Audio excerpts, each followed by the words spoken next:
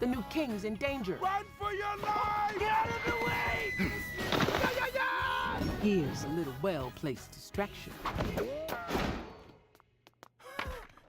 I loved getting to see this film. I thought it was so great that we finally have a movie about the true meaning of Christmas, but that the whole family can enjoy. 100%. Right? Once you throw talking animals into the fold, the kids are going to be enraptured. It's a totally new, fresh way of telling the story, which is you'd think would be impossible at this point. Like, how do you retell this story that we've heard so many times?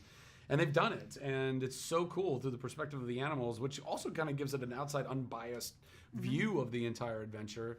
And that, me and Gina get to play these two kind of iconic biblical people that are also just along for this journey, trying to do the best they can. They're broken human vessels, and the struggle. Particularly, I love Joseph's whole struggle and wrestling with God through this whole thing of like, what am I doing? How do we do this? And the vulnerability that was so just packed into the script and that I got to bring to life was awesome. I think that's what's so great about Joseph is that he questions his skills into like, why am I even being picked? Oh, yeah. Which is so much, can parallel within our own lives. All of our lives. Idea all the of time. That, the Lord has great plans for you, but what does that look like?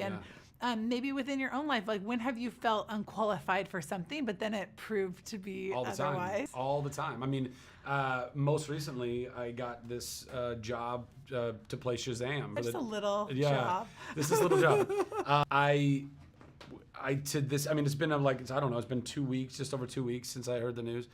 I continue to have these moments where I'm like, I certainly don't feel worthy of this. I don't feel qualified for this. I thought he was going to go to some much bigger, more famous name or even huge dude. I mean, don't get me wrong. I'm living the rest of my life, or at least the next 10 years, in the gym doing two-a-days. Right.